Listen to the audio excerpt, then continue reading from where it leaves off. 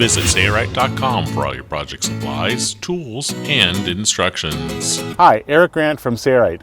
In this video series, we're going to show you how to redo an entire powerboat, the upholstery, the flooring, the side panels, and more, including this motor cover, and make a used powerboat look brand new. It's true, you can buy a used powerboat and save thousands compared to buying a new one, and you can make the entire thing look brand new, just like we did in these videos. In this tutorial video, we'll show you how to recover an engine cover. It includes how to replace the sew foam on the old engine cover, a French seam, and how to install a boat blanket skirt, as well as the cup holders. In this first chapter, we'll be removing the old fabric. Okay, this is an engine cover, and we get a lot of customers that ask, how do you do this? We haven't shown a single video on how to do it, so this is the one that we're going to show you how to do. This is what it used to look like. We've already removed quite a bit of the hardware, and we removed the screws that hold this in place, so this just comes off. And then we're going to take this. This is the carpeting at the bottom. It's probably sewn on or stapled on here. The majority of this is fiberglass, and you can't really staple into fiberglass, but they do have something on here that probably is capable of receiving a staple. I'm going to get a pair of pliers and pull this off.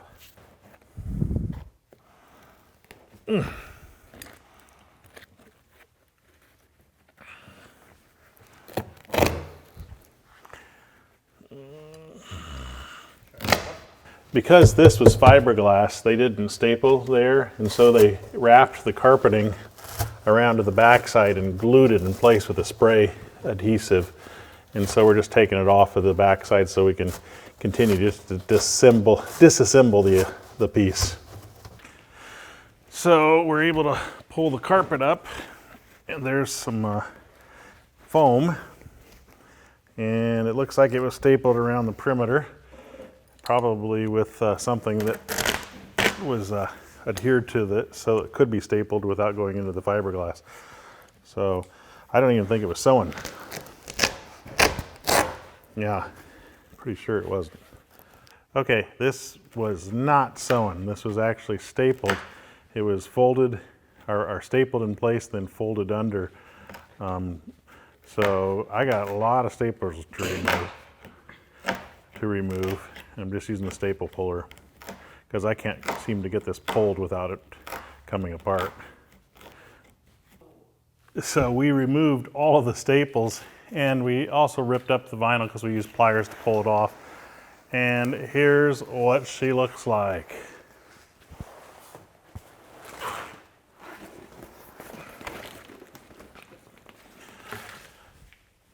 So this is sew foam. It's got a fabric backing and it's got foam underneath it, and it's been glued to it. So we need to assess the foam. Now we still have a lot more staples to pull out around the perimeter, and this foam's actually not in that bad a shape. I don't know about the sew foam. I'm going to think about it here for a minute and get back with you. So we've discussed whether or not we're going to take off the sew foam. It's compressed totally here. Here it's compressed. Here it's actually not bad, but there's a even black mold on it. I think we've decided that we're going to replace it. And besides, we want you to know how to do that too. It's pretty easy actually. It may look complicated. So as you can see, it just peels off because it's basically glued. Now they did do a little bit higher section of sew foam here, and it's a little bit lower here. The reason being is that in the middle here, they had sew foam so that they could create their quilts. We're not going to do that, so we're going to make it one consistent level of 1/2 inch sew foam, because this definitely is a 1/2 inch here. So we're going to take it off around the entire perimeter, and we removed most of the staples, but I'm going to leave this on. So I might want to actually take a knife to this to make sure that I don't hurt this foam, because this is actually not in bad shape. In this chapter, we'll be gluing the new sew foam to our engine cover. So we're going to put sew foam on this, and this is where the cup holder is, and the sew foam will probably come down to about this area here. And what I'm thinking is, how do I put the soap foam on? What I think I'm going to do is I'm going to come over the top like this and stop it right here, and then this piece will be a separate piece. So if I measure this and I want it to be oversized by a few inches, I'll cut this width to 36 inches. Then we'll take a soft tape measure and we'll measure down to approximately half of the cup distance to see how long the soap foam should be. And I'll go to the back side where that foam intersects. And you can't see this, but it's about 55 inches. I'm just going to cut it to about 62. Soap foam, and actually it's 58 inches wide, which is going to be enough to cover over the top. I confirmed that, and I made it 36 inches. It has fabric on one side so that if you sew in it, it doesn't pull the stitches through. I actually like to have the fabric side up and this side against the hard surface, but it doesn't really matter. You can do it the other way around. And I'm going to use 3M General Trim Adhesive. You could use foam lock spray adhesive. You can use headliner adhesive, but I really like this stuff. And I'm going to spray the foam, and then I'm going to spray the hard surface. Now regarding the soap foam, Sailrite sells a compressed and a uncompressed soap foam. And the reason being it's that one of them is compressed is that it holds the price down, because it's obviously a lot cheaper to ship a smaller package than it is larger. So I'm using the uncompressed because it takes a while for the compressed to come back to shape, and it has a lot of wrinkles in it. It's your choice. Okay, after it's become tacky, it's ready for bonding. Usually to ensure that it's tacky, I take my finger on it. Let me put mine on back here, Seth, so we have plenty of up there. So can you, yeah, there you go. And you do have some working time for this, and if you don't press hard, you can actually still move it around pretty easily. So I need you to, yeah, this will actually, does yours come down and cover enough? Yeah. Okay. I have a lot. You've got a lot. Okay, so I have plenty too. So I'm going to start from the middle here and press it down, and then come down on the back, and then I'm going to come up here and we're going to press down, and see, you can see we can still peel it up, and you can do that for a while. It will come to the point where you won't be able to do that without damaging the soap foam, but we got good coverage, and it's taking the shape pretty easily right now. We're going to put some on the side separately. I want it to kind of hug around the sides a little bit, which it is. Now, will it take this back turn? I'm going to turn this around so you can kind of see. So this is a little curve back here. I'm going to kind of press down and see if I can do this without getting any major wrinkles in it. And look at that. Took it nicely. And do the same thing over here. Here's where I'm going to staple, and this will be vinyl, and this will be boat blanket down here. I'm going to try to find the middle there. So if I put a mark here, yeah, that looks good. And then let's measure that mark from the floor here. It's 13 1/4. So I'm going to do 13 1/4 here. And we can actually just kind of, well, we can just strike a line because we have two marks.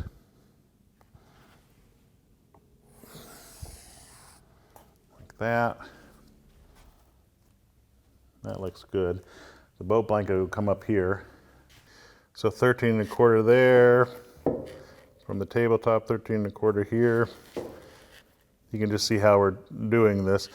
We are going to have a side piece goes on over here, but I can just join those marks together to cut here. Now we're just going to cut on these lines to take off the excess. This is an electric kitchen knife, and you can use this or scissors, but I kind of like this because I can just go up against the edge of my structure.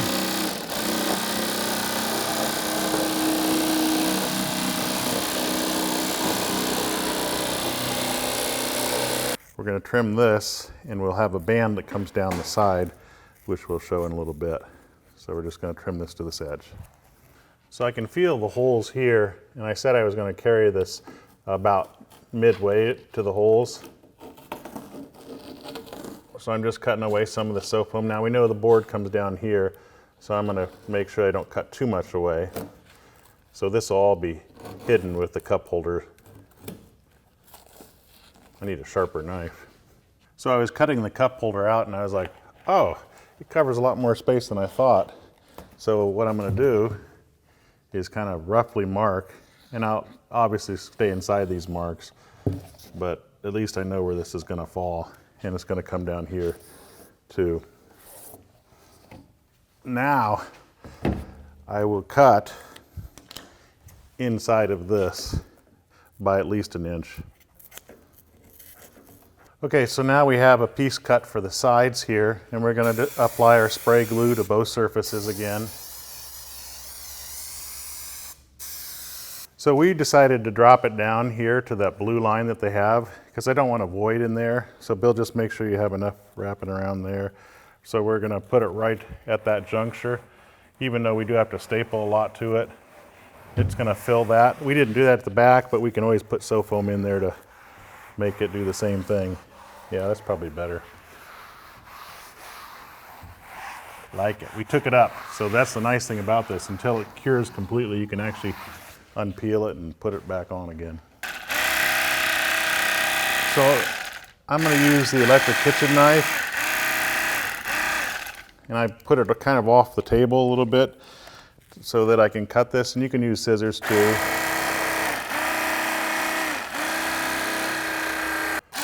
So now I'm just going to trim off this little hump here, kind of even it out here, so it kind of transitions into one foam.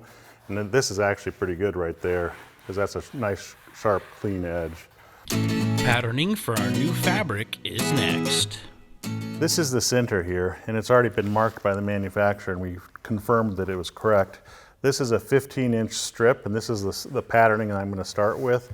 And I marked the center of the 15-inch strip, and it goes all the way to the cup holder, so I have plenty of material. I'm going to actually adhere this. This is a perfectly symmetrical 15-inch strip.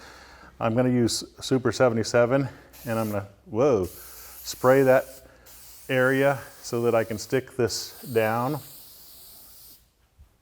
We'll just start with this here and run this over the top, make sure that it's centered, and then we're going to pattern the sides from this. So watch how nice this works. So I know that that's the center, and we don't know for sure where it's going to land in the front, so I'm going to pull this around to the front.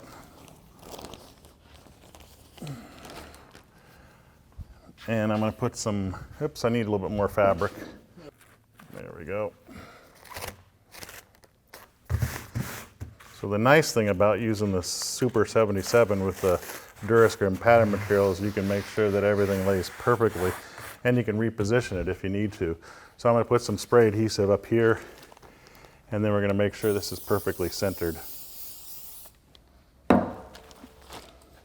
So when we put this strip in the middle, and we already patterned the other side, we got a little bit of a pleat here, but I don't want to create a pleat, and it's minimal, and we have a little one here.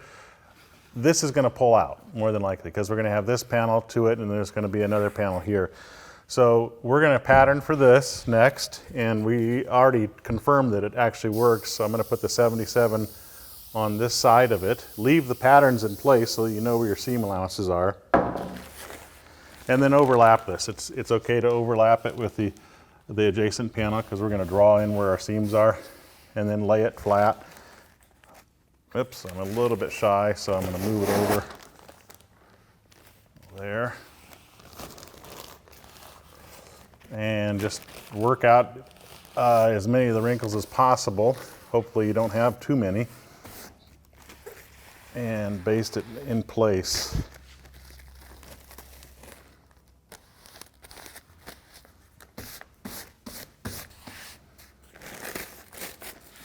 Now down here it's wanting to take a turn and start trying to wrinkle on me, so I'm just going to try to spread that out. Hopefully reduce the amount of wrinkles as much as possible. That's pretty good right there.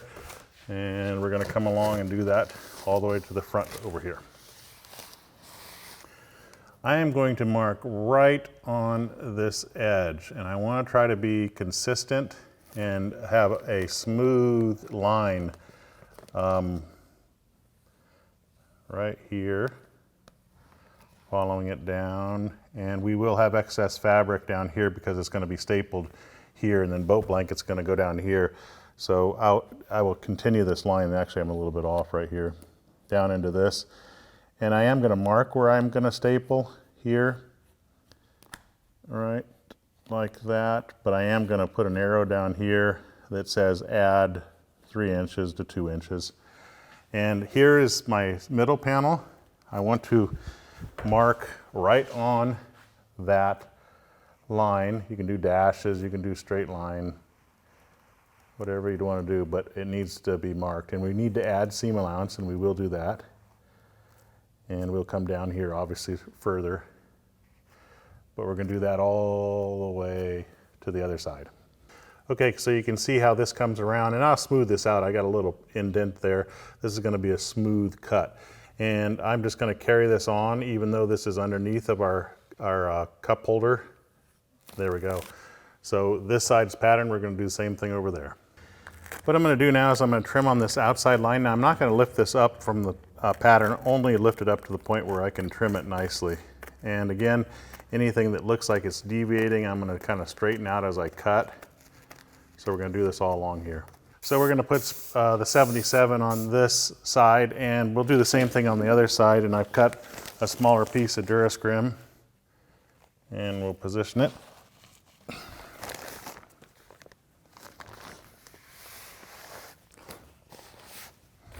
And get it in place, and then we'll show you what's next. I'm going to trim this oversized by about 1 inch, just so that things don't flop around as I'm drawing on it.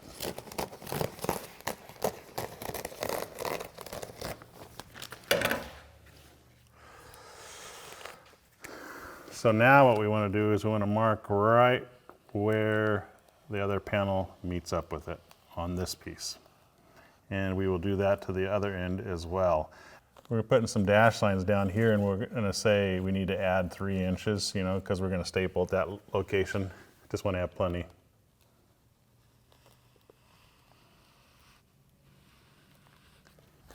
Okay, here's what the front looks like.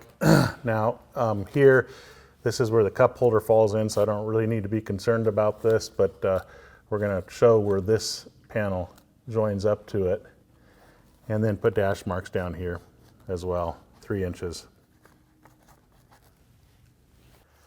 Okay, we're going to mark right on this. Obviously, that's the outside as well, and this is the right.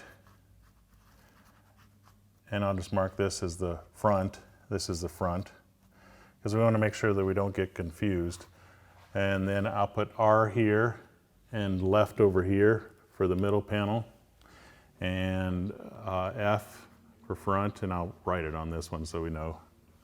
So we're going to put a match-up mark at the center on this panel and directly across from it, and we'll label this A and this A, since that's our first match-up mark.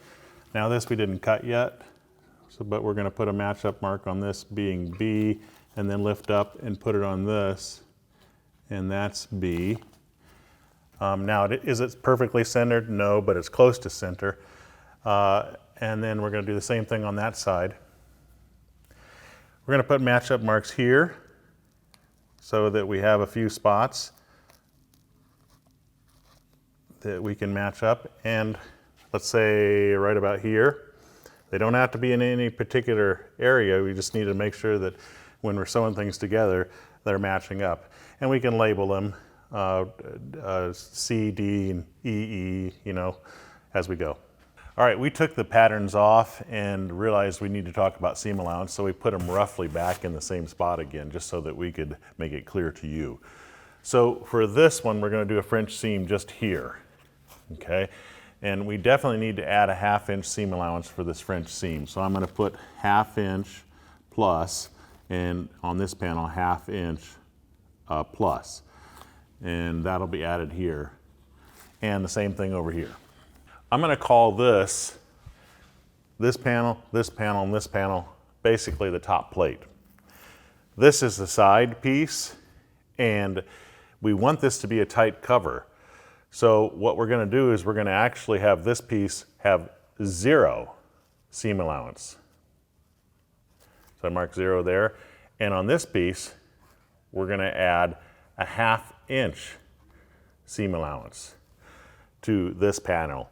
That way, this will be a slightly smaller, which will compress the fabric over it to reduce wrinkles and so forth and make for a tighter fit. Because if I add a 1/2 inch here and here, then these seams are going to fall exactly where they are now, and the fabric won't fit as tightly. So that's what we're going to do. Cutting out and sewing our fabric panels is next. We're using an EverSoft indoor-outdoor vinyl fabric that's exclusively sold at Sailrite. It's a 4-way stretch vinyl available in a broad array of colors. The surface of EverSoft is phenomenal with a good feel, and on the back side is 100% tri-cot polyester material that's excellent for strength and also for gluing applications. Again, EverSoft is available exclusively at Sailrite. We have our EverSoft teak with the teak outside surface facing down, so the wrong side is facing up, and the patterns all say right. You can't read them because they're upside down. Right, left, and left. So every pattern is facing down, so the right side is facing the tabletop. Now, I like to use the 77 and fold it after I have all the panels in place and actually apply some spray glue, and then what I do is I press these down so it's nice and flat, and boy, does that make it easy for patterning. And it'll do the same thing over here. So we're going to do that for all these panels. So this one says 0, so there's no seam allowance added to this. This is 3 extra inches down here, so we're just going to chop it there, which should be plenty. And then what I'm going to do is, since I've glued down this panel, is just trace right alongside the or not trace, but cut right alongside the pattern, adding no seam allowance. Then when we come over here, you can either mark your 1/2 inch or you can sight it. And I like to just sight, so I'm about a 1/2 inch away from the pattern, and I'll just cut following the pattern at our 1/2 inch. And we'll do that for each one of these patterns. Where it's labeled a 1/2 inch, I'll cut a 1/2 inch outside the pattern. Where it's labeled 0, I'll cut right on or right next against the pattern. We're putting in the matchup marks. There's the D, here's another matchup mark. Now, will these line up perfectly? Probably not, because of the compound curves and the fact that we added a 1/2 inch to one side and we didn't add it to the other, but they're still a good guide. What we're going to do when we start sewing, we're going to mark this as the D as well. So anywhere it's marked, make sure you label it. We're only going to show doing it to this one pattern. When we sew, we're going to start from approximately the middle. We've determined that this is the middle at the top approximately. And we're going to sew in this direction. Then we're going to flip it. We're going to sew in this direction. That way we know that the middle is lined up, and if there's any excess because of this compound curve, it'll be equal on each side. Okay. So here's A and here's A. We're going to flip this one over so A is right over here. And outside surfaces would face each other. So A gets faced here. So I should have A here and A here with the matchup mark. And what we're going to do, because sometimes matchup marks with compound curves don't line up well, like even though this one really should line up, they don't, because of the fact that I've got curves that go in opposite directions. So what I like to do is I like to start in the center. That way if they don't line up, we sew this direction, and then we sew this direction, and then hopefully everything is pretty much centered. So we're going to start sewing right here close to A. Okay, there's my A, and my A is on the bottom panel. Match up the edges, and then we're just going to sew close to that, at a 1/2 inch.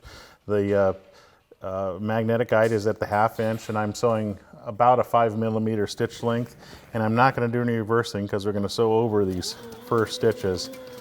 I'm just going to sew down this direction, matching up the edge as we go. So here's a curve, we're coming up to a curve, and what I do when I get to that curve is I'll take my hand underneath and I'll kind of pull this panel.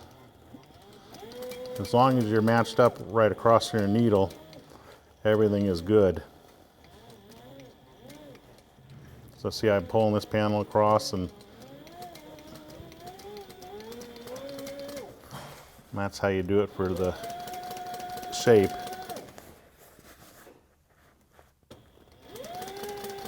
Now see, this matchup mark's slightly off. Kind of what we expected.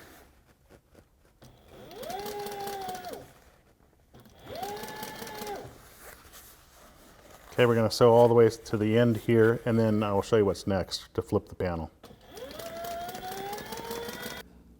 We sewed all the way to the end, and now we're going to start at that center position, but we have to flip this so that we're working with the panel that was on the bottom is now on the top. And we will start sewing a little bit on top of our previous stitches by about 2 inches or so, and try to stay right on top of them. And we will sew in this manner to the other side in the same way. We're going to switch to 6 millimeters for the top stitch. I have my edge guide for the Sailrite Fabricator sewing machine set in this, and this is great for top stitches. I'm going to put the top stitch in the side panel, not in the top panel. So my seam allowance needs to go to the right here, this direction, so that I sew through that. So we just put the edge guide there, and we pull the panels slightly left and right as we sew. And this does all the work of basically guiding. Now, do you have to have the edge guide? No. You can do it with a standard foot as well. You can just use a foot as a guide to kind of keep everything in line. Make sure you don't sew through your excess fabric on the bottom side.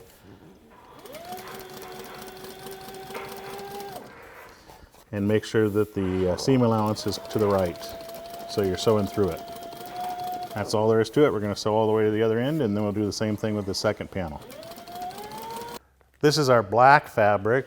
The EverSoft is upside down, and it says front backwards. So make sure that you have that going in the right direction. We're going to glue this down and do this in the same manner that we did the other ones.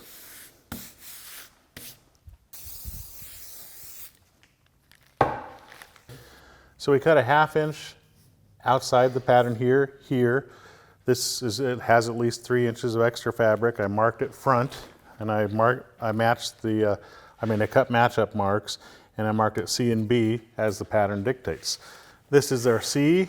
This is our C on the tan and black. So they get matched up together like this, and we're going to start sewing from this approximate center location with these marks lined up.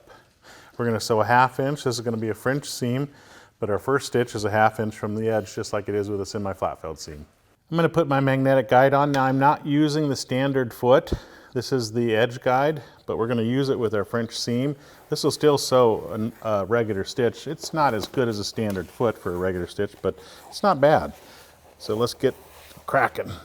C and C are on top of each other, and we'll put it under here, and we'll just start sewing in one direction, left or right, doesn't matter. Then we'll flip the panel, just like we did with the other ones. But notice how the edge guide actually sews this fairly well.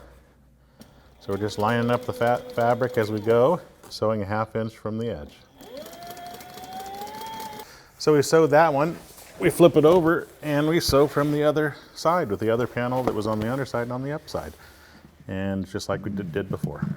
One of the ways I like to do this is I like to splay this seam open and then use 3/8 inch basting tape for canvas. I know this isn't canvas, but it actually works quite well.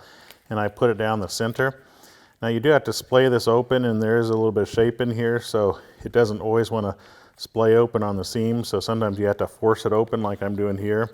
If you have a second helper, they can actually kind of open it up as you put this down.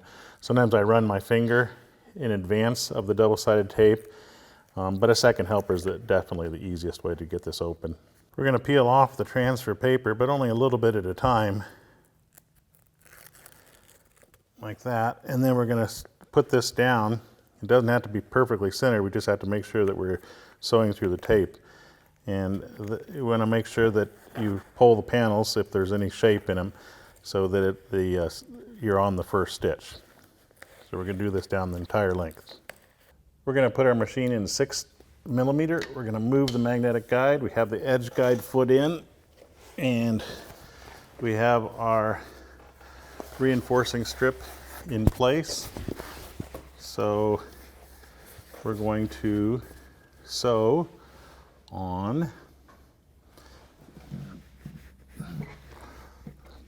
with this foot right in the first splayed out portion of the panel, and sew. So the edge guide foot works really well. If you don't have an edge guide foot, you can use a standard foot and just use one of the sides of the foot as a guide. But this is the first top stitch of our French seam. Make sure that your fabric is splayed out so that you're sewing in that first stitch as you go. At the end, I'm going to do a little bit of reversing, and that stitch is completed. So now what we want to do, first let's show you what it looks like. So there's our first stitch. Now what we want to do, since we have the edge guide foot left in, is we want to flip this and start from the side that we ended in, and that puts the stitch on the opposite colored panel for us, or opposite panel if your panel isn't colored. So we'll just start here, do a little bit of reversing, and sew on this side. And this will complete our French stitch. Stapling the new cover to the engine cover is next. Okay, by applying silk film over the top, it'll make it easier to pull the vinyl over our foam application, and it also creates a water barrier. So I have a hole there, but which isn't optimal, but it'll still help me pull the vinyl over it, because there is a little bit of glue on this, so it'll be really stubborn to pull over since we patterned on that. So now we're going to put our cover on, and hopefully it'll slip over pretty easily. And it should be fairly tight fitting around the edges. So what we need to do now is position it over top of our assembly so that the seams are right on the edges, or close to the edges. And remember, we made it so it's a little bit taut, so we'll have to pull a little bit to get it in position. So I'm going to feel for where the seam should go on all sides, and then we'll come back and show you how to staple. I'm pretty happy where the seams are falling. Everything looks like it's pretty good. We haven't started stapling. What we want to do is we want to staple right into this junction here. This is where that strip is for stapling, and then the boat blanket is going to be stapled above. So remember, the staples need to go below the boat blanket, so right about in that juncture. And I need to secure it with about 3 staples. Okay, then we're going to go to the front or the back. Okay, I've lifted this up, and this is where that cup holder is going to stop. We kind of marked it with a marker. So I'm going to try to put my staples right at the edge of this sew foam. So I've got the back secured. I'm going to run my hand across the top to make sure that that's tensioned fairly well. And I'm going to come down, and since the back is secured, I'm going to apply quite a bit of pressure to this and find that locale, hold, and I can feel the sew foam. 3 staples there. Now we're going to come over here and work on the sides, because this is a spot where I want to make sure that we try to pull it out as much as possible. So I'll be able to pull from the front and the sides and get this worked out.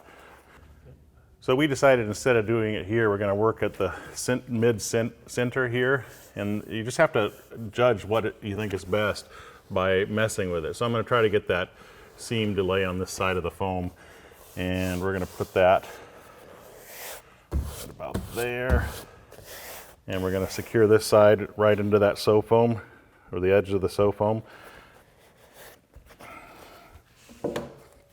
And if we're not happy, we can pull these staples out. See, I think I want a little bit more. Oh, I can't put too much pressure because I don't have the other side secured yet.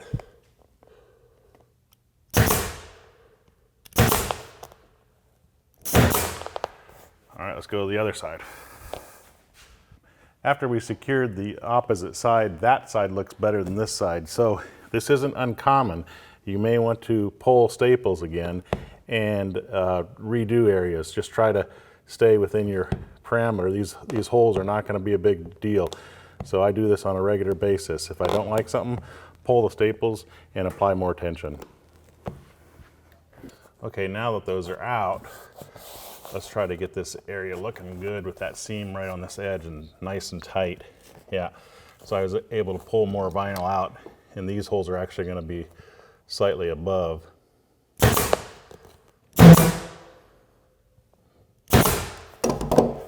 There, that's better. Now, we still have to pull left and right, and we'll get these out by doing that. So I'm going to lift up and find out where my sew foam is. There's where I'm going to staple. Now let's put our hand over here and move this vinyl and pull here, and you can see the wrinkle starting to work out. That's what we're going for. Will you get them all out? No, because we still need to apply staples there, but we need to secure this corner. So let's see, where's that sew foam? Right there. So right about where my thumb is.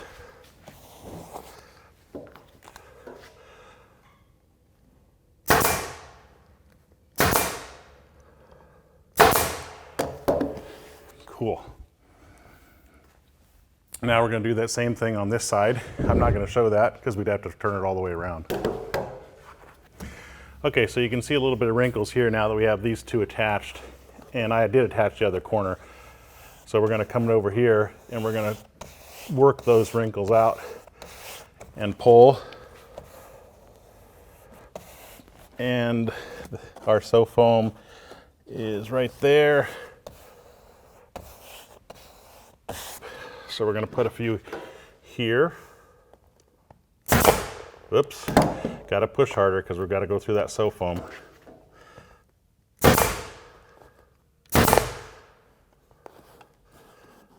Okay. Okay, so now we're going to concentrate over here and get as many wrinkles worked out. That looks pretty stinking good. There's our sew foam. Right where my finger is.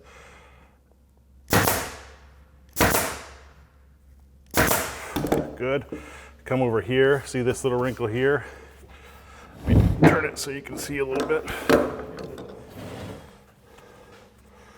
Okay, we can get this out. Now this is a drum, but as soon as you put the cup holder in, that'll help pull that out.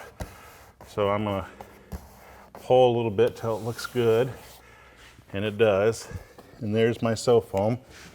So right here. Let's pull a little bit there. Cool, we're gonna do the same thing on the other side. Okay, so we have it in a perfect spot, and we have staples like every foot or less. And all I'm gonna do now is staple around the perimeter. And I don't like to just staple the bejeebers out of it at one spot. I like to actually move about 2 inches or so, pull it taut, and then come back and put staples in between. If you don't push hard enough through the sew foam, that's what's gonna happen. There we go. So we're gonna do this, and then once we get staples about this far apart, we're gonna put staples very close, almost a 1/4 inch or an 1/8 inch all around the perimeter. But she's looking great. Okay, at this corner and at other corners, you will have some slight wrinkles because the fabric's coming around here like this, and it's just too much fabric. So what you want to do is you want to distribute those, especially if you see them coming on, because I can see right here that, hey, it wants a wrinkle. So I want this to be tight. So what I'm going to do is I'm going to put a staple here. Oops.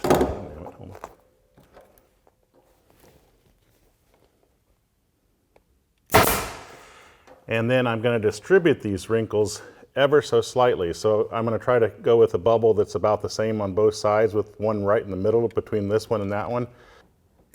There we go. Now I'm going to come between like this and make a wrinkle there and a wrinkle there. And then between here, try to distribute those so they're even right there. And see how this gives a nice tight feel there, and then these wrinkles are smaller. Then I can come between, and those wrinkles are distributed fairly evenly at that corner. And technically, when you put that boat blanket on, they're not even going to be visible. So that's how you do it around corners that have slight wrinkles like that. This thing's not recovered yet, so it'll hopefully look a lot prettier. It will look a lot prettier. But there's where it rests, and I don't want any staples to go very far out here, so I'm just going to put staples in the black to secure this down. This will actually push down once it's screwed into position. So all I have to do is come over here, and here I'm going to put them at the normal spacing.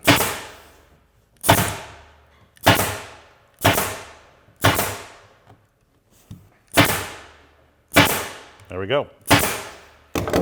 We used a soft tape measure to determine how much boat blanket we needed, and we need 157. What we're going to do is we're going to put a seam in the back so that we don't have to order as much boat blanket material. The width of it, we need it to wrap under and come up and be glued to the back side. So we need 13 inches, but that's way too little. I'm going to cut it a strip of 20 inches in width. I'm going to cut this out. Our cup holder goes beyond this. We can see where the cups are. We'll deal with the cups that are over here a little bit later on. Coming up in this chapter, we'll be patterning and sewing the skirt. To accomplish the boat blanket down here, we're looking at this and it comes out and it actually bevels out. Now I'm exaggerating, it's wider here, and it's the same with the front. It basically goes like that, which means that the boat blanket's not going to sit on this well. It'll have too much fabric here and too little fabric here. Because of that, we're going to create darts at the corners. So here's my seam. What I'm going to do is take my clear acrylic ruler and place it over top of the seam so the dart runs into that seam, and mark the foam with a Sharpie. Okay. Then we're going to go over here. We're going to put it on that seam, and we're going to mark the foam. So this is 90 degrees, basically a 90-degree turn, or I should say perfectly horizontal. Here along the front, we don't have any seam to follow, but we want it right on that corner. So again, I'm doing a perfectly vertical line to the tabletop, and we mark the foam here. And we're going to try to put that mark on the other corner in the exact same spot. I'm going to use a laser level here, and I'm going to set it up. I've already set it up here, so that my line is in a good spot and I'm happy with it. And that way I can make sure it's level across here for the carpeting down below. Now if you don't have that, you can use something like the clear acrylic ruler, and you can place marks on your vinyl at a consistent measurement all the way around. But if you have a laser level, this is definitely advantageous. So here's where, how do I explain this? We're happy with where the laser is. I'm going to use Super 77. We're going to pattern this because this comes out and creates kind of a bell shape. It's not perfectly straight. So that's why we put the lines at the corners. 77. One side is pretty straight. I cut it pretty straight. So I'm not worried about the laser right now. I'm just going to put this on the edge of the table, and it goes up above. So it's pretty much flush with the table. I'm trying to keep it flush with the table so I know where the bottom is. It doesn't have to be perfectly flush, but we do have to get it on nice and flat without any air bubbles. All the way to where the corners are. Now I didn't get much glue up here. If I need to get more glue up there, I might have to cover the vinyl to do so, because I do have to strike the line where the laser is. I think I'll put a little bit of glue there. Okay, so now I'm going to mark where the laser line is. And we are going to have to add 3/4 above this. So we'll continue to do that. Here is the line on the side that comes up to that seam. I want to mark right on top of that. This is going to create our shape all the way down. So let's go ahead and mark the allowance on the pattern material. I need to add plus 3/4 inch here at the top, and on the sides for seam allowance, this is seam allowance, 1/2 inch is added to beyond that line, and we'll do the same thing over here at this seam allowance. At the bottom edge, we need to have fabric to wrap around, and I'm going to be very conservative and add 7 inches. You could probably get away with 5, but I'm going to do 7 inches because I do not want to be short. Now that we have it marked, we're going to call this is starboard, so starboard out, or if you want to call it right side, that's what we're calling other panels. And you need this writing on this so you can tell which is the right side and the wrong side. And then we're going to take this off, and let's just put an S on this so we know this is out, or starboard. Now that we have that side done, we're going to rotate this around without moving our level, our laser level, and we're going to do the same thing here. We're going to pattern to the laser line, and we're going to mark a line on top of here. This will have a 1/2 inch seam allowance added to this panel, which I'm not going to show. We're going to add 3/4 inches above the laser line, and we are going to add 7 inches with the pattern material flush to the table and mark this line. And we'll do this for all these panels. This will have a 1/2 inch seam allowance on both this panel and this panel. All right, this is the last panel. We've done all 4. So we're going to cut on this. This is the laser line, and I'm cutting right on the line. I will add 3/4 inch to this as it's indicated, 3/4 inch. I cut on the 1/2 inch line, and I will add a 1/2 inch here.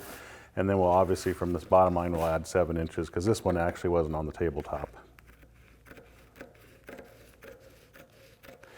If the line is a little bit wobbly, straighten it out as you cut because it's meant to be straight, obviously. And we'll do this with all 4 panels. Okay, you can see it says front. You can read it this way, facing the camera. So the front needs to be facing down. This is the 3/4 inch side, so the top. I'm going to put it on so I have at least 3/4 inches, and the bottom has to have 7 inches. You can't see the markings now, but this is the wrong side of the boat blanket material. This is the fuzzy side. And I'm going to put a weighted sandbag on it. You can also glue this to the surface if you'd like with the 77. The ends need to have a 1/2 inch added to them, and they aren't perfectly straight. Even though you struck a line that's straight to the tabletop, these are not. So I'm going to move my clear acrylic ruler, because the foam is actually bulges out, so that it is straight when I put it on. So this side's actually even more or less straight. So I'm just going to add the 1/2 inch, and I'm going to move the ruler when it's off and when I'm marking right alongside so that it's exactly a 1/2 inch. There we go. Top, we're going to add 3/4. So I need to move this down a little bit. Oh, top's over here. Yeah. The top's over here, and I'm going to add 3/4 to that, and I'm going to use my clear acrylic ruler in the same way to do this. So the 3/4 has been added here, our cut line, but we also want a line that's more permanent. So I'm using a grease pencil right along the side of the pattern material. This will be our staple point. So we want to just follow this top edge only right alongside the pattern material. Now this panel is up against the table, and remember we need to add 7 inches approximately. Doesn't have to be totally accurate. I'm just going to mark approximately where 7 inches are. Some of the panels we have lines on it that we struck. So we're going to continue this all the way down, following that same plane. So because this is our bottom, we're going to put a, well, we don't need to put a T up here because we have that yellow line, so we know where the top is. I'm going to lift this up, and we need to label what this is. This is the front panel, so I just mark front in the middle. So we're going to do that with all 4 of the panels, and we'll cut them out to size. Okay, there's another thing you can do, which I actually think is a good idea because it'll crease well, is I'm going to put the machine on 5 millimeters. We're going to put this magnetic guide at 3/4 inch, and this is the top edge. How do I know that? Well, I marked a T on it. And instead of making a yellow grease pencil line, what you can do is sew, without doing any reversing, right along this edge.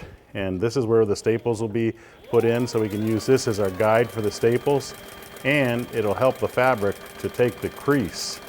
So I'm going to do that to all 4 of the panels. All of our panels are laid out correctly. We have front, port, back, and starboard.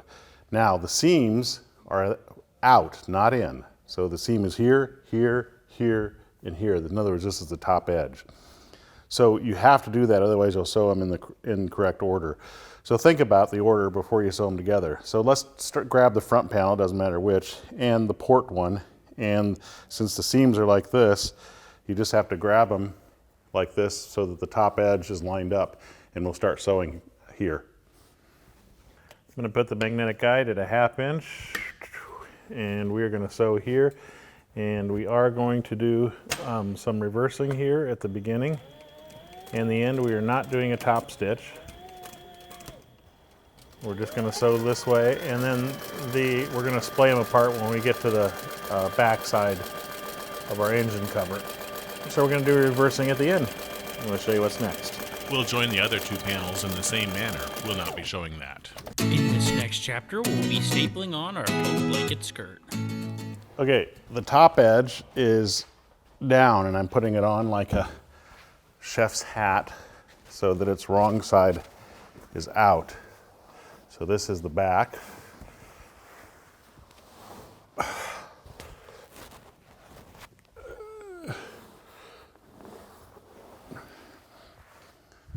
That, work it on all around.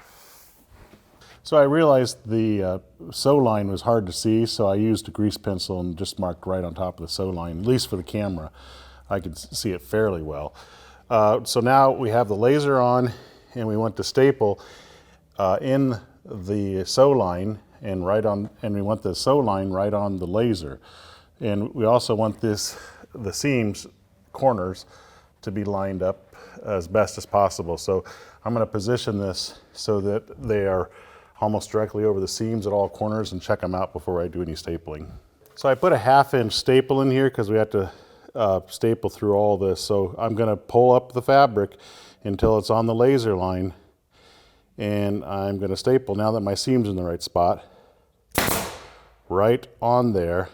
And I'm going to just do some preliminary staples around the whole thing, and then we'll come back and staple it more securely. So I'm going to staple about every foot or so apart. And we want to just do this all the way around. I'm going to have to rotate this around to get the laser to come around on this side. See how it's down right now? Now it's lined up with the laser. And we'll staple there. Okay. Okay, so we have staples all around the perimeter, about a foot or so apart. Everything's in line, and now what I'm going to do is I'm going to put some staples kind of spaced a few inches apart until they're approximately an inch or so apart. We're going to do this around the entire perimeter. Along the front here, there's no foam, and so I changed to the 3/8 inch stainless steel staple here because the 1/2 inch goes too deep. It's all stapled in place. Now we're going to pull this so the right side is down, and we're going to do this at each corner first.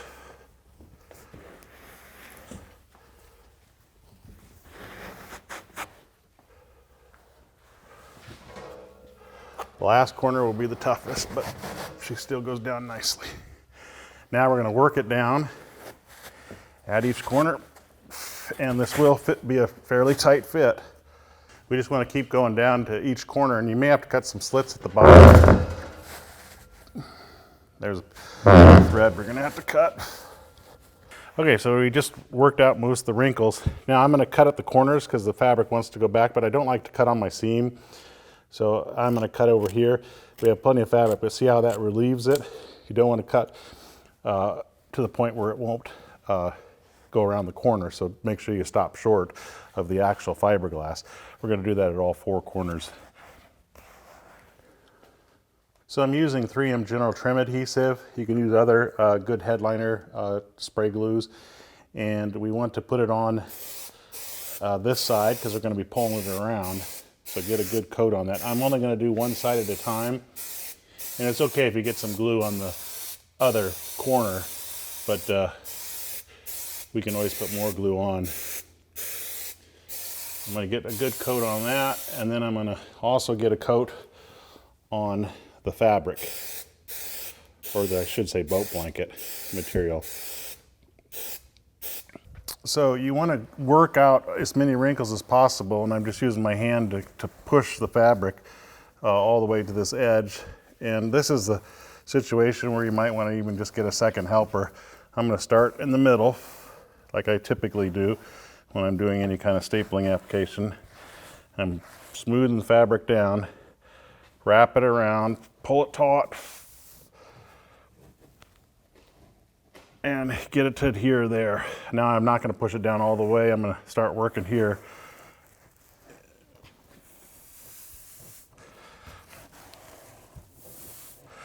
Okay, over here. Work out as many as you can, and you can actually peel it back up a little bit. If you don't like it, you have some time to work with it, and you can unstick it. Like here, I've got a little bit too much bulk here, so notice how it came up pretty good. Okay, we're going to get this side down, and then we're going to move on to the next side at a corner and show you that, and the rest of it we're probably not going to show you because it's pretty similar. Okay, so this corner is coming down and it's going to overlap, so I'm going to cut a triangle out of it, not going deeper than the edge. So that should allow that to take that turn, and you can cut little slits in it. You notice there's a little bit of bubble there. Sometimes cutting a slit will allow those to come out. So we want to cut here too, because this is going around a corner, and that should allow it to take that corner a little bit better. If you've got overlap, don't worry too much about it. We want to do the same thing over here because we're getting ready to stick this one down. So we're going to cut away some of this excess, and we're going to put a slit here, and maybe even a slit here. I don't know if we'll need it here, but I'm going to create it, and then we can wrap it around like that. So we're going to concentrate on this one next. We're going to spray it just like we did the other one. We're going to make sure that it tacks up because you don't want to put this down without the glue tacking up. So make sure you do that. Doesn't like to spray upside down. You're going to put it on this surface as well. So we'll wait till it tacks up and show you how to do this. Okay, it's tacky on both surfaces. The glue is not transferring to my finger. So again, I'm going to work the bubbles out, start at the center, kind of pat it down without adhering it well until I'm happy. Make sure the corners look good.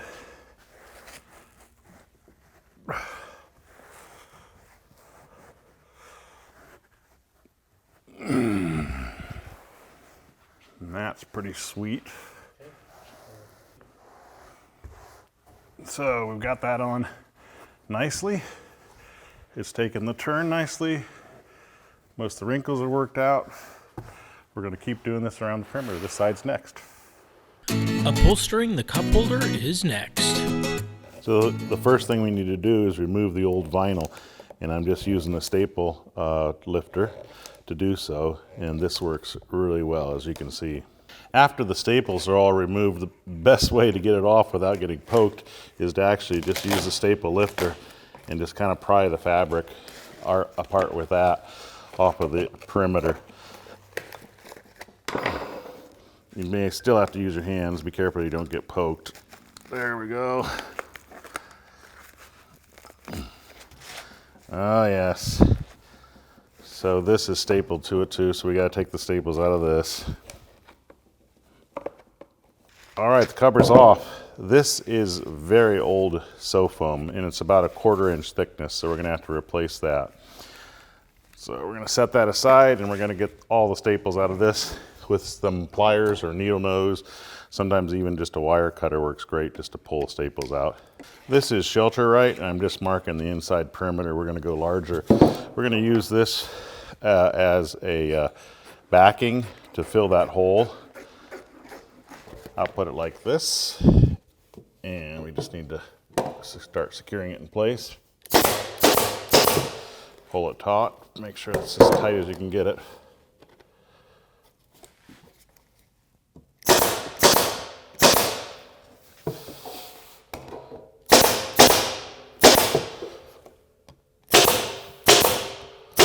Now we just go around the perimeter and put staples close together.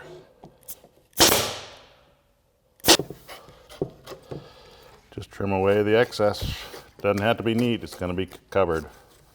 I'm going to use general trim adhesive, and we are going to glue on the sew foam. So I'm going to spray this well, even over top of the Sailrite we just put on.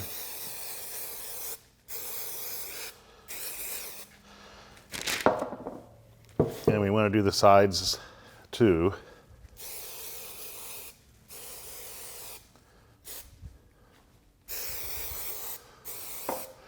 And the top. This is our 1/4 inch sew foam, and I'm spraying the foam side. This side's the fabric side. Doesn't really matter, but usually when I'm not sewing through it, I will apply spray glue to the foam side rather than the fabric side. Once the glue's tacky and doesn't transfer to your fingers, it's ready to be applied.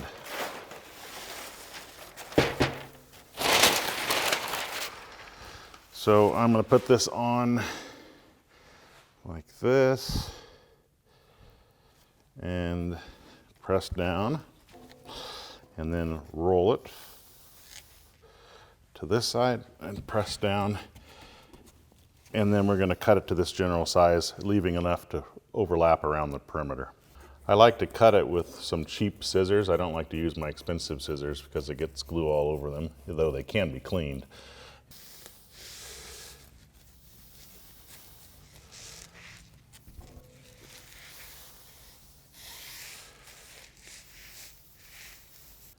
So I have this positioned over my vinyl, and I need to have about that much, which is, what is it? It's about 2 inches.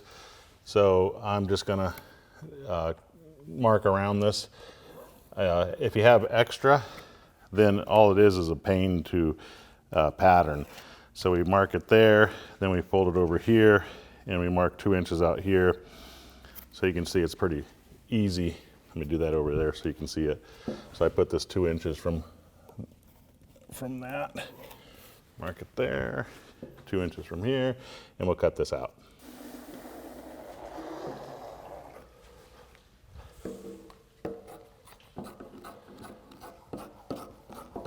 So I'm going to start over here, and there's no reason to pull super taut, just want to make it a little bit tight.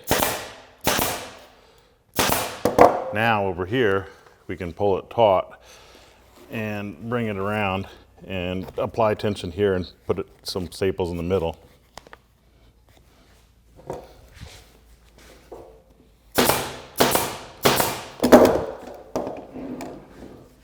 And then just look to make sure that everything's looking good. It's nice and tight. We're going to come over here to the side. We're going to apply staples here, and then we're going to come over here and apply them there, making sure that we pull tight there. So now we've put staples over here. We're going to pull taut on this side and put 3 staples over here. Don't press too hard with the staple gun or you'll blow through the vinyl. Looking good. Okay, this is not a 90-degree corner, but it is a pretty sharp one. So because of that, I'm going to cut at 45-degree angle to the corner, stopping before I get to the backer board, and cut my normal corner, and then cut out these triangles, leaving that little tab. Boom, and boom. And that should allow the fabric to come back here, and if you need to make modifications, you can. Like there's still a little bit too much fabric there, but I think it's still going to pull all the wrinkles to the back side. So that looks pretty good. I'm going to put a staple there. I'm going to lift this up. I can remove some more fabric here. It looks like I need to. maybe even a little bit here. And pull this one over and staple it in place. And then we take this little tab, after I remove a little bit more. That's the beauty of this. You want to just remove it as you go because you don't want to chop off too much. And then this tab kind of pulls all that excess around and gives you a corner that doesn't have as many wrinkles in it. So right there is good.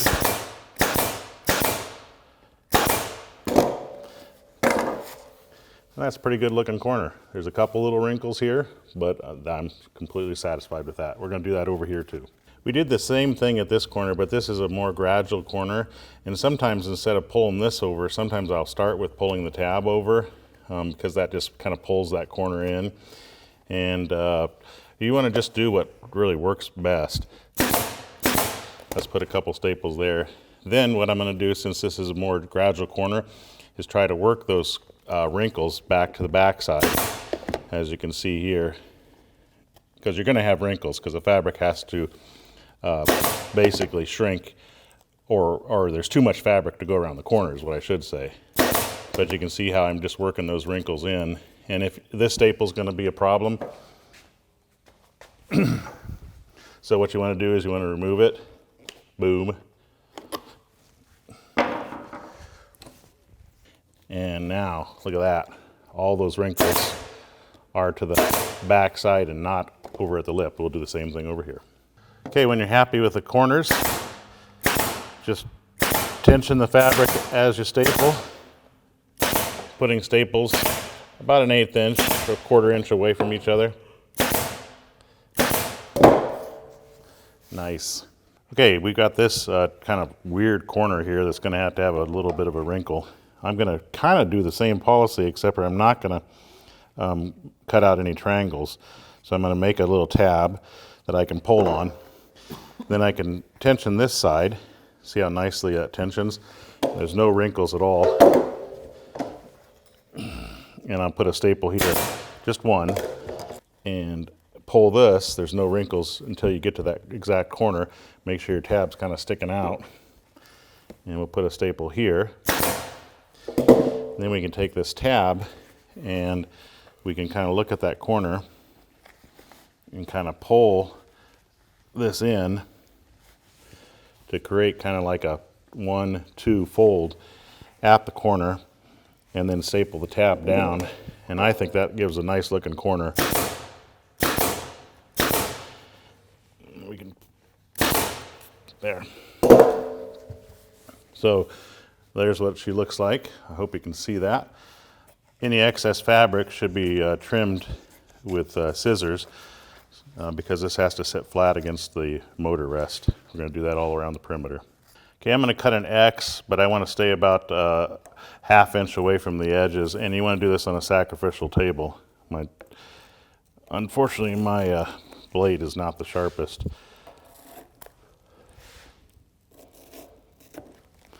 Okay, so there's our X in the fabric, and if it needs help, you can just do it with your scissors. You know where it is now. We're going to show one of these cup holders. Now what I typically do is I cut the 4 pieces of pie into 8 pieces, and I might have to go deeper. I'll determine that in a minute. And then that allows you to take the fabric and kind of pull it in, and if I need to go deeper, I can. I'm going to chop the sew foam out of the way because it's just too much bulk.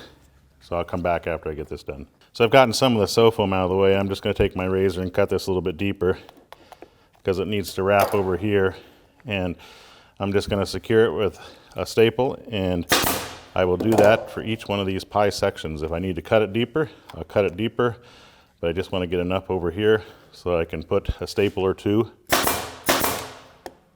in those. So we'll do this all around the perimeter. Boom, we're done. Turn it around and insert your cup holders, which will be very, very snug, but will go in. If you have problems, I always have a can of McLube that's laying around.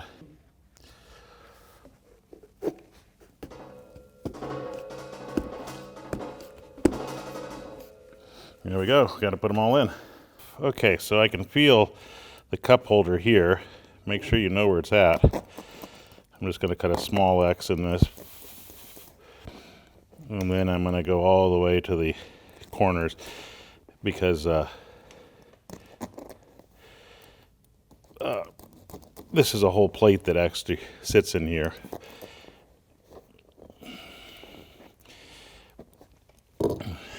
Once that's done, I'm going to cut lots of triangles out of this so that it fits in here nice and easy. We'll show you what it looks like when it's done. Now we have that material that we can staple into to keep this tight. I'm just going to put a few staples in here. Remember, these are going to be hidden. That'll keep that tight. We're going to do the same thing to this one. Okay, our upholstered cup holder is ready to insert on our motor cover.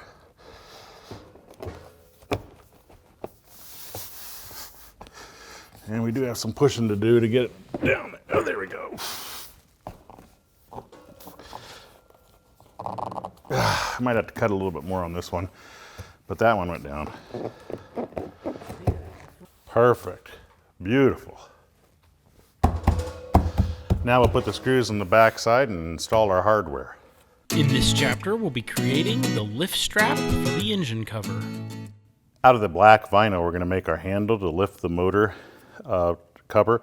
I made it 1 inch longer on both ends, so 2 inches longer than the length of the original, and then I made this 6 inch wide. I put double-sided tape on all sides and put a line in the middle of the 6 inch piece at 3 inches. We'll peel off the double-sided tape everywhere, and we'll first create hems on the end. A single hem is all you need so that it has a finished edge. So we fold this down. Doesn't really matter what the actual finished length is as long as it's long enough for a handle. Like that, and then we fold this edge and the opposite edge to the middle line that we struck, and the double-sided tape holds it in place.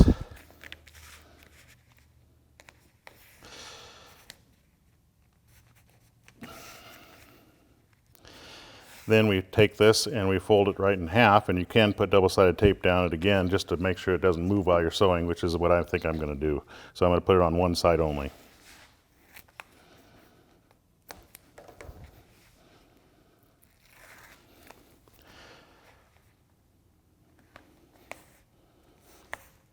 So now we have a hefty handle that looks good too. Now we're going to take it to the sewing machine. Okay. What we're going to do is we're going to sew it all the way around as a single rectangle, and I'll show you what it looks like when we're done. So now we have a handle made of the EverSoft vinyl available from Sailrite. I'm going to use a Sailrite drill hole cutter. This is a 1/4 inch, probably 1/8 inch would work as well. But we're going to put a screw in this vinyl, and so I'm going to try to put the hole in approximately the same spot they did. They doubled it up, didn't they? Mm-hmm. So I'm folding this to about the same area, and then I'm going to put a hole through all the layers. And boy, does that work well. We're going to do the same thing to this end. The last thing we'll do is trim off the extra boat blanket around the inside of our engine cover, and it is now complete. Next up, a list of the materials and tools we used to complete this project. Be sure to subscribe and click the bell to be notified of new Speedboat Makeover Series tutorial videos that are coming soon as we continue to take a speedboat that's old and make it look brand new using upholstery supplies and tools from Sailrite. I'm Eric Grant, and from all of us here at Sailrite, thanks for watching.